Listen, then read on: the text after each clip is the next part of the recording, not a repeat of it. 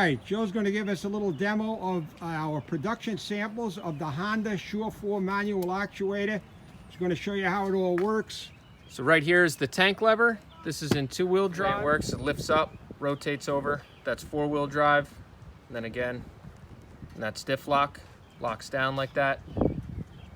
Four-wheel drive, two-wheel drive. All right, looks great. And the actuator is down on the bottom over here. There. That's our Honda Rubicon and Forman Sure4 manual actuator installed, and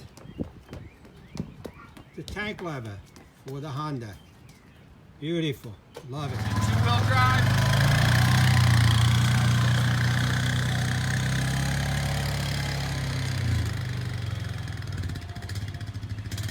Four-wheel drive.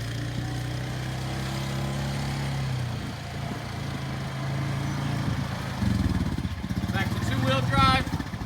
Just like that, very easy. Would be the same for diff lock, but two-wheel drive